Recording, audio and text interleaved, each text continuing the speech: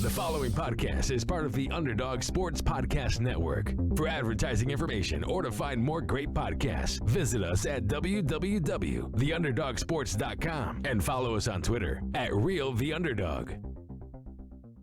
Okay. Well, just for the record, we got it's sunny in Phoenix too. 52 to.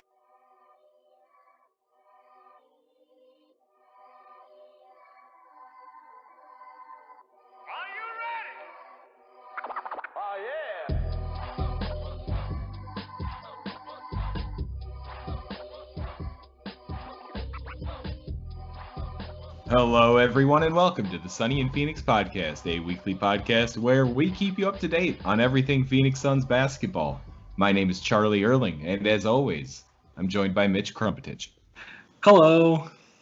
Hey there, Mitch. This week on the show, we finally have an official return date for the NBA season, so we'll talk a little bit about that, and then we'll touch on a few Suns trade rumors that are floating around. Follow us on Twitter at Sunny and PHX Pod. Same thing for Instagram. Go on iTunes, leave us a 5-star review and a comment, and you will get a shout out on the show.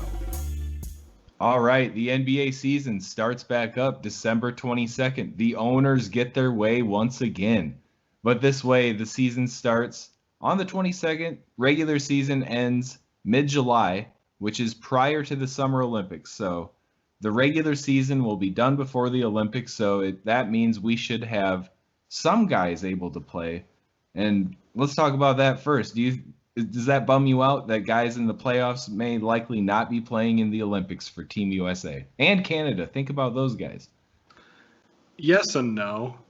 I think that it's always fun to see the U.S. just dominate in Olympic basketball. But it will also be fun to see maybe some new faces playing in the Olympics. The Canadians probably will suffer more, but it'll be fun to see new guys. Yeah, and I'd hate to assume that the Suns aren't going to make the playoffs again this season, but, you know, an Olympic team led by a scorer like Devin Booker, that could be pretty cool and something that we haven't got to see yet. But he's always in that mix for Team USA, so maybe this opens the doors for, you know, there's quite a few guys like Booker in the league who haven't got that Olympic break yet. They're on the verge of making an all-star team, and I'd still take my chances with Team USA, even fielding a team with guys not in the playoffs. I think we'll still put up a pretty good showing. Yeah, I mean, let's say worst case scenario, the Suns don't make the playoffs. And we have guys like Booker and Zach LaVine and Karl Anthony Towns and D'Angelo Russell and those kind of guys, you know. I'd still watch that. Yeah, that's the way that those three can finally get together and play ball together. They can do it on Team USA after we all missed the playoffs this season. Yeah, there you go. See, there's no need to trade Booker to Minnesota. We're not going to address those crazy rumors. No, garbage. We stay away from that. As friend of the show, the man who needs no introduction but gets a really long one anyway, at Josh Cran on Twitter, Josh Cranawetter would say, that's Garbaggio. He has a way with words. He really does. He does. No, but, you know, that could be a fun way. If the Olympics do go down that way, Team USA will still put out a good team, and it'll all be good. But either way, we're getting basketball starting on the 22nd, sooner than the players wanted. So, you know, it's tough for some guys, but a lot of those guys have had plenty of time off. They're ready to get playing basketball. But moving on. Oh. Yeah, I mean, I also saw that guys like LeBron said they might take the first month of the season off, which, fine. I mean, it's going to be a 72-game season. So, you know, the Lakers will be fine if LeBron takes a month off at the beginning. Yeah, you think so. And, you know, Anthony Davis is obviously going to be back there next year, so they'll be a solid team, and maybe they'll do something similar to how, you know, we didn't see Paul George and Kawhi Leonard play together a ton during the regular season. It happened once in a while, but they got by. They made it to the playoffs just fine. I can see the Lakers doing something like that for sure. Yeah. Oh, yeah. All right, so the ability to start making transactions is rumored to start a day or two before the draft. That's really all we've heard so far. I think it was Shams who said it would be a day or two before the draft. So we're still kind of waiting on to that. We'll see what happens. Obviously, trades have to be open for draft night, and then shortly after the draft, free agency will begin right after that. So it's going to be a pretty intense month or so, starting here in just a little bit over a week. Yeah, I mean, think about how wild things get in July usually, around the 4th. We're usually getting a lot of signings and stuff happening, and that's pretty much what it's going to be like in a couple weeks here. And then we'll have the draft on top of that, and then free agency and everything like that. So it's all going to be kind of compacted into what looks like the middle to end of November. Then moving into December is training camp, and I still don't know if we'll have a preseason. Looks like no, but I don't really know. So I did see one thing about preseason. There was a rumored 2 or 3 game preseason, which isn't even that different than what we've been moving to. Wasn't it only 5 preseason games last year? Yeah, not many. So that's not 5, crazy. Yeah, 5 or 6. I'm happy that they're going to get a couple or a few in those still, because I think we said this last week. Look what's going on in the NFL right now. A lot of guys didn't get to play. Well, no one got to play a preseason. A lot of guys who needed that preseason didn't get to play in it. Yeah. And there's a lot of injuries going down and a lot of injury. So it's tough there in the NFL. And seeing that the NBA is, maybe you can call this rushing into this next season, but I think it's still giving teams and players plenty of time to prep and be ready for the actual regular season. Yeah, definitely. And it's just going to be a wild, month or so from a couple days before the draft, which is November 18th, which really is coming up. I mean, as of time of recording, it's the 8th of November. So, 10 days from now, maybe a week from now, things will get started. Then we'll have the draft, then free agency, then getting everything settled. And it's going to be kind of compacted, but it'll probably be pretty fun. Right. And another cool thing that we should probably be looking forward to, and definitely waiting to hear exactly what will happen, a play-in tournament seems likely for this season. They're saying that, but we don't have the full details. And the team in our position, the Suns, this could be our way into the playoffs. And even if we just make it to the play-in tournament, that's something that feels good. We saw what happened due to the bubble, through the bubble. That was great. And now we get a chance to maybe remake that again every year from now on. Who knows? Right. It's just like baseball. Baseball does this exact thing, and it's always exciting. I mean, D-backs fans will remember a few years ago Archie Bradley hitting that triple and everything like that against the Rockies, people love that. And of course in baseball, everyone's against that at the beginning because changing rules is like pulling teeth in baseball, Right. But it has gone really well, in my opinion, at least. And I'm not a baseball purist by any means, but it seems like people are pretty on board with it. It's an extra playoff game you get to watch. It's really high stakes. It's really exciting.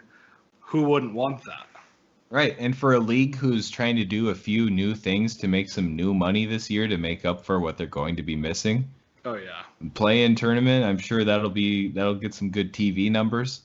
By then, maybe we can fill up stadiums a little more too. That'd be big ticket sales for however those are set up. Maybe it's in one location, maybe it's in a couple locations, who knows. But it'll be fun. And that's actually a good point. The amount of fans in the arenas. So if the season is going to try to end mid-July, there's been some information out there, and obviously I'm no expert, and I'm not trying to put this info out there, but I was watching 60 Minutes after the football games today, and there was a whole piece on the COVID vaccine, and the military person that they interviewed said, once it's ready, we're ready to start distributing this. In a perfect world, we may be able to have a higher capacity of fans, mostly through the season. It would be almost over probably, but it's possible that we might be packing these stadiums again. Yeah, that'd be so great. And this is just a random thought here, and it's sad that this has to happen. And I hope it does happen. But I want to see what it's like when the United States military needs to deliver something like this to the entire country. Like, it's going to be pretty cool how that all goes down. I'm just going to say that. Yeah, It's going to be interesting. It's going to be a feat, and I'm excited for that day. But anyways, all of this to wrap it up, with this start on the 22nd, this would make sure that when we finish this season, when we crown a new champion next year, we'll be on track for an on-time start to the 2021-22 season. And I think that's the best thing out of all of this. We're only cutting 10 games off, and we're still getting done on time, even with a late start. And just think if we started another month later and only played 54 games, and it just feels like we're getting a lot done out of this, and I'm happy this is the way it's going down. Yeah, I think this is ideal, especially because we can get on track the season after this one.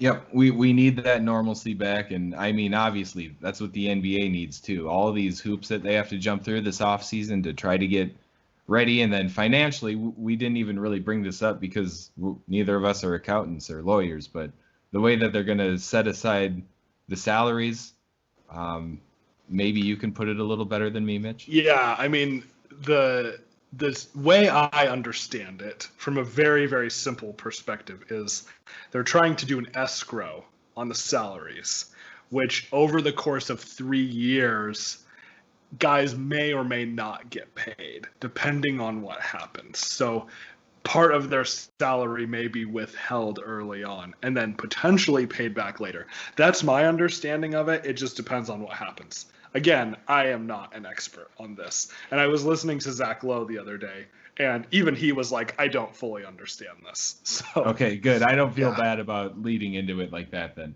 Right. But I just hope that, maybe the NBA has the potential to pay these guys their full contract amounts. I really hope that it ends up being that way. It might be a stretch with the short season and all this, but if that's an opportunity, I really hope it goes that way.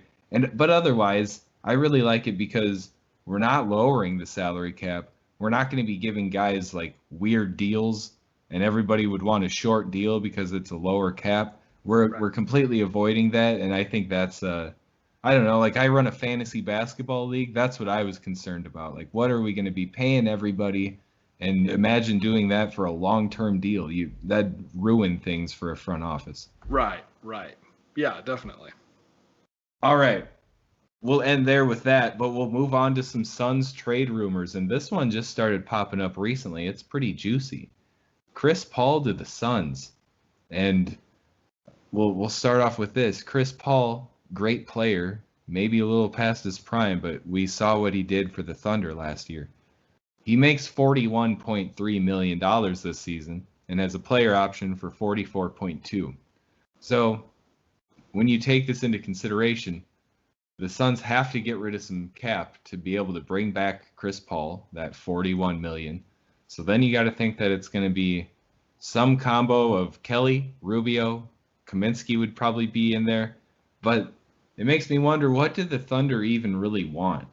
Like, is it all draft picks? Would they want all the picks we could give them for Chris Paul? Or do they want a player like Kelly Oubre or Ricky Rubio?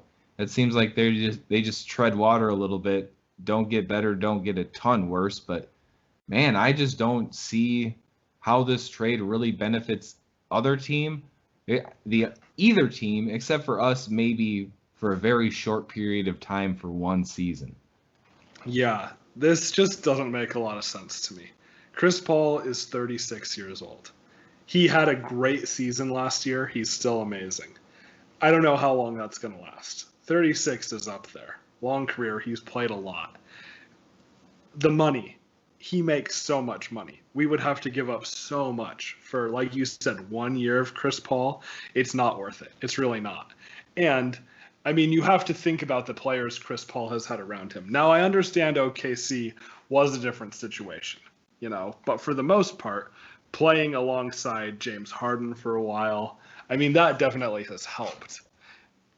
Having Devin Booker next to Chris Paul would be great. Having DeAndre Ayton would be great. They're just different guys, though. Is Chris Paul going to be willing to work with a whole new team and learn the whole thing. I mean, he was with OKC, but that's a lot of work. That's really hard. Does he want to do that again? Right, man. And like, I've never been the biggest Chris Paul fan. I've respected his game as one of the best point guards that I've ever seen play for sure. Mm-hmm. But I don't see how the Suns can even come away any better if you're giving up a guy like Kelly as part of this. Right. I like Chris Paul. He would make us win more games next year. He would make us win more games, maybe no matter who we give up. But we'd get a little bit better, but then we'd be missing somewhere else. And then we have this hole that needs to get filled by a draft pick in the future, which we probably gave away to bring Chris Paul in. And that's just a cycle that I don't want to fall back into. Yes, I don't like that either. And Ricky Rubio had probably the best season of his career last year. He was great. Top 3 no matter what. Top 3, at least. I would say his best. I mean, he was great. He shot way better than he has in the past. He played really well. And is Chris Paul that much better? Yeah, probably. I'm not going to discount that. But Rubio's 30 years old, and he just turned 30. Or I don't know if he even has turned 30. He's close, recently 30 probably. He's still got, I know he has 2 years on his contract with us, but he's a guy we could re-sign after that. And he could play, at 32, he could play 2-4 good years maybe after that. 4 at the very best. 2 more likely, 1, 2. So yeah. I'd take 2 years of Ricky Rubio at the minimum over 1 year of Chris Paul. Yeah, and a $24 million difference there is just kind of I don't know if I could say that Chris Paul is worth $24 million per year more than Ricky Rubio, if you want to just look at numbers. No. I don't know. I'd rather just build on what we have going. And if we can get Chris Paul without giving up Oubre and maybe a future pick, I could probably say, yeah, I'll throw in Ricky. We get Chris Paul. We'll throw you a pick too. And that still would make us a better team. But then it makes everything else so tight. How are you going to re-sign Kelly then after that? That's exactly what I was going to say. There's no possible way we could do that. It doesn't feel right. No, I don't like it. And I mean, I think we'd have to not bring back any of our guys on team options, or Dario and Javon are both restricted. I think no Kaminsky, none of that. If we want Chris Paul, it seems like it's sweep the covers a little too bare. And yeah, you got Ayton, you got Booker, you got Chris Paul. Maybe Bridges is still there too, Cam Johnson. But then that's it. Right. That's it. After that, you need a bench. We know there needs to be a bench. Right. Yeah, so, I don't like it. I mean, could it be done? Yeah. Would it make the Suns better? For a little bit, yeah. For a year. But is Devin Booker so upset, and that Ryan Russillo stuff? That just sounds like BS to me. But would Chris Paul coming and bringing the Suns to the playoffs, maybe a 6 seed for 1 year, is that what satisfies D-Book? Or do you think D-Book's in on, I'm going to grow with Ayton, I'm going to grow with Bridges, we're going to find the right guys to help bring us along?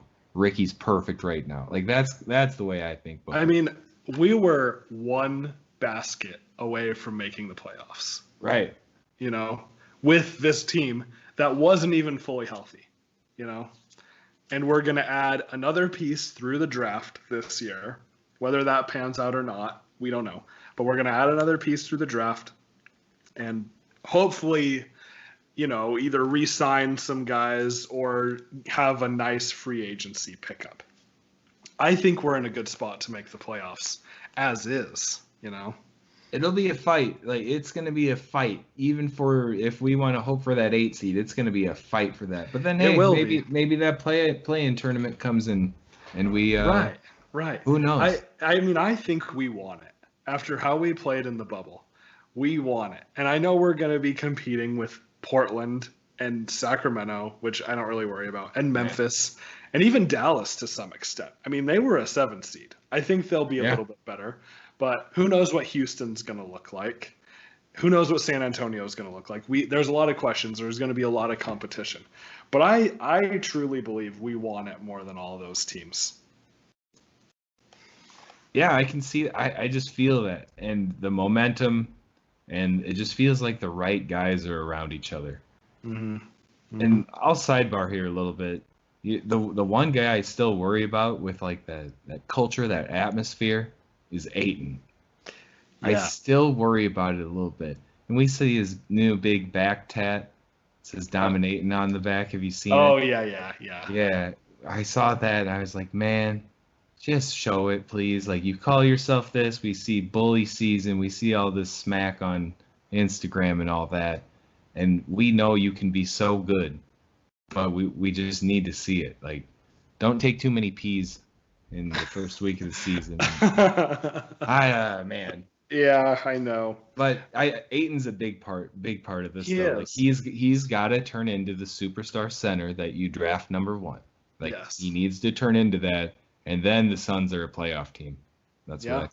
I agree with that. That's very true.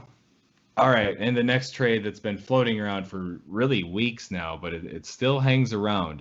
Kelly Oubre to the Golden State Warriors, and I've seen this from quite a few different sources, but man, this is just another one where, call me a stubborn Homer Suns fan, but we don't get better by making a Kelly Oubre trade, especially to the Warriors, and I don't see why we'd ever do a trade right now that takes us even a tiny little step back. I agree with this. I worry because of just the uncertainty with COVID that a trade like this is not a good idea. I think at this point we need to keep Kelly. I wish we would have re-signed him long term. I really do. Like last season. I really wish we would have. But hindsight's 2020. So, I don't like this because the rumor is we could trade up in the draft by doing this. I don't want to trade up in the draft. If we're going to trade, I want to trade down. But even where we're at 10, there are a couple guys that I like that we could get at that spot, There's been a lot of names floating around, but there's a few that I'm interested in. And if we were to trade down, fine. Yeah, I've seen quite a few things about trading down, and that's the way I lean. And I'll reference the Dario trade last year, which brings in Dario Saric and Cameron Johnson in exchange for Jarrett Culver. And Jarrett Culver couldn't get a thing going at the beginning of the year last year. And I mean, there's so many random trades going around, and I see one where like the Suns, Hawks, and Warriors 3-way trade where the Suns end up getting, I think it's the 6th from the Hawks. Yeah. And I was thinking about that, and I was like, maybe a 6th pick can do a lot of things. And then I remembered, Jarrett Culver was picked 6th last year. It's just it's too much of a question. It really is. And at number 2, Ball or Wiseman, who's really the route there, or if Anthony Edwards is there, 2 of those 3 guys will be there. Yeah, that doesn't tick the box for me.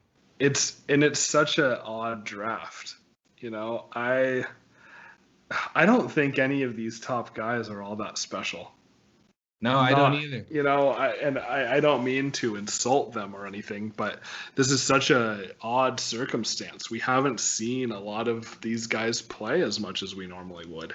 And Killian Hayes is a good example of this, because you'll find mock drafts that have him going top 3, and you'll find mock drafts, people saying, oh yeah, the Suns could get him at 10, and you see other mock drafts with him going even lower than 10. So there's so much uncertainty in this draft. I don't know, if I'm a team, especially like the Warriors, you don't want to take on the $9 or $10 million salary that a number 2 pick is worth. Yeah, that's if you're, and that might be, and even think about down the draft a little bit. Those guys that you might be getting at 2 or 3 or 4, maybe you like a guy that's at 10 just as much, and you just sit there and you pay him $6 or $7 less million once you get down there, or $5 million less than a number 1 pick. So I think patience is key for this draft. The only way the Suns move up, the only way I'd like to see that is if a player's coming along too. Because if we're moving up, we're getting rid of Oubre. Like that's the only way I see that happen. Pretty much. So if you throw us a player that can do a little something, then I'm a little interested. But I'd rather just keep Kelly. 19 points per game. He can do it all. You can't replace that with a draft pick. Right. No, even a number 1 pick isn't doing that most years. Right. Yeah, I definitely agree. I kind of want to look at the opposite side of this for a second, though. What would be the pro of moving up? Because maybe we're doing our research and there is a guy up at the front, like the names that you mentioned, that we really do like, that we think because this season has been so odd and because we're not having the same combine and workouts and everything like that, that we can get a steal for someone who's going to be great. Just to kind of look at it from the other side. There is that perspective. Yeah. If we get rid of Kelly, we could pay them, I thought of that. Kelly plus a number 10 pick, that can move you quite a ways up in the draft. But I don't think I don't even like Ball.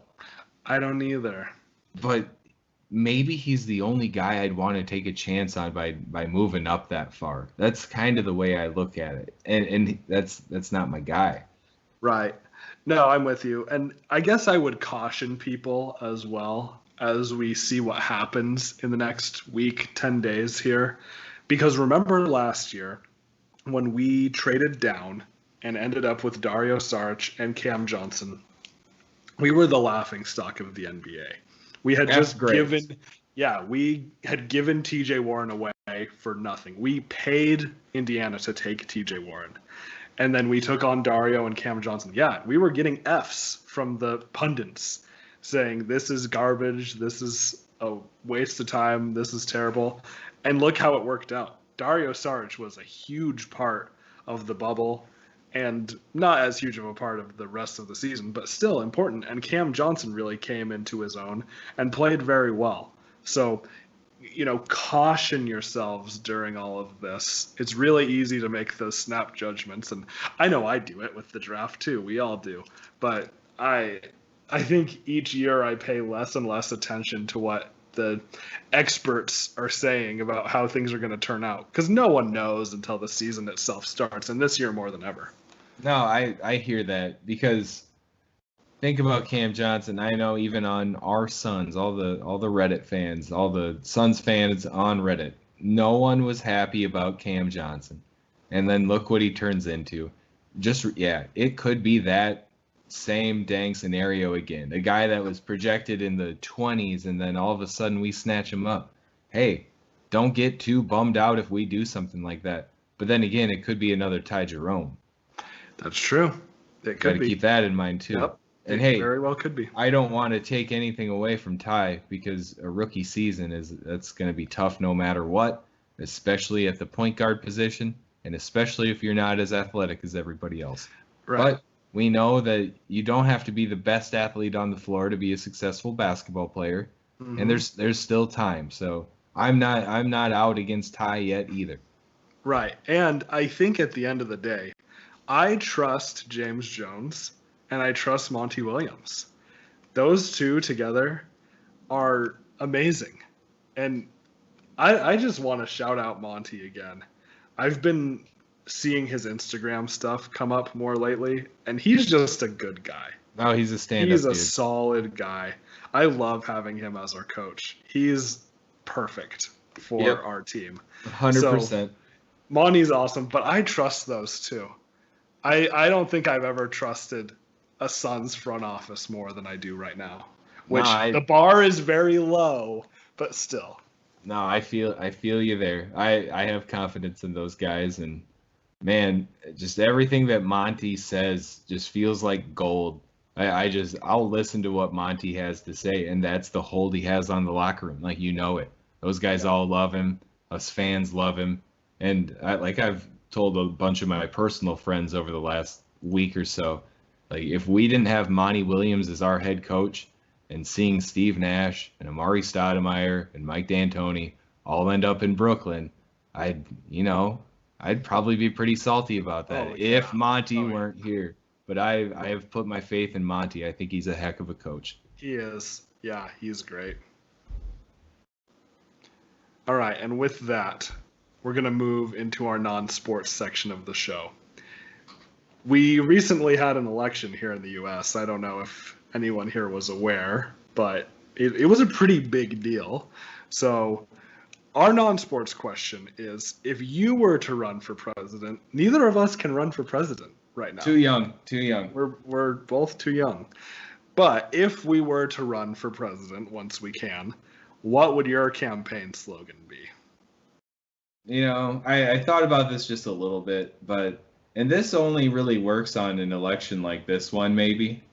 But if I were, say this were my year and I was campaigning, it'd just say, take it easy. And then I'd always be playing the Eagles song behind me too. Yeah. Because, man, I don't know. I don't want to get political on this show one little bit, but I am ready to be relaxed for the next 4 years and just take it easy with Sleepy Joe. I'm ready. I'm ready for that, man. That's all I got to say about it. No, that's a good one. Take it easy. Yeah. I bet the Eagles would get behind that too. I think they could probably back my cause. I assume so. Mm-hmm. I have a few on my list, but I think this is my best one. I think my campaign slogan would be, I'm trying. Yeah. You get that sympathy vote. Mitch, he's trying. He's trying out there. Yeah, it's such a complex landscape. Oh my gosh, man. I mean, I was thinking about this. Not to toot my own horn whatsoever. My bachelor's degree is in political science. I don't really use it on a day-to-day basis. I have been so confused with this last election. It's so complicated. And I even majored in this for 4 years. And I'm confused. Yeah. I mean, I'm not saying I'm the world's smartest man or anything, but it's very confusing. These processes are confusing. So I think that would be my slogan. I'm trying. Yeah, it's been this has just all been such a whirlwind, and it really makes me appreciate, I don't want to go too far here, but politicians and the way I don't even know, are we a republic or a democracy? Whatever the system we're truly using. Republic. Yeah. So a democratic republic. All the rules that go along with that and how well versed all these guys are is just like, man, that's amazing. Yeah. It's just all I'm just so impressed by the smart people that make our country turn around. Yeah. Man, it just, I only get too involved here during election season, but just opening my eyes to all of that, it's all impressive, and I'm glad those are the people doing it, because I mean, I'd like to think that I'm a pretty reasonable guy in all this, but man, when you get into situations like that, you got to know everything. You got to know the past, you got to know the present, you got to think about the future. Right. And it'd be so easy to just blow over so many things. And oh yeah, man, there are people much smarter than I doing this stuff. And I want to give a shout out, because I think about this. It is so easy to say your piece from behind a screen and criticize and all of that from Twitter or whatever. Big shout out to Garrett Archer from ABC 15 on Twitter. He is amazing. He puts out all these numbers. You've probably seen Maricopa incoming. That's like his catchphrase. He was on TV. He is huge on Twitter. He's just awesome. He puts out non-biased for the most part, just data. Just here's a dump of ballots and here's what happened. And following him through all of this was so helpful. So I recommend following him. Nice. Yeah. It's great just seeing some straight facts be put out there with nothing you can take one way or the other. This is actually what happened. We all need a little source like that. That's a good one to follow there. Speaking of that, though, we'll end it here. Can I trust 538's NBA Raptor projections anymore? Can I get in on that still, or is this is it all too wacky? I don't know. Can I trust those value rankings and salary projections? Can I believe any of this anymore? I don't know. 538 is that. There's a lot of math within all of that. That's beyond me. Yeah, way beyond me. But yeah, I think that's a kind of fun way to make light of it. As basketball fans, we've all probably checked out 538 for those Raptor ratings before. And we saw what happened. What happened. Look at Josh Jackson on that and see if you still trust it. Oh boy, I'll have to do that. Yeah. Everybody do that. And you know what? Let's talk about it on Twitter, @Sunny and PHX Pod. Hit us up. Let us know if you found some pretty sketchy Raptor ratings and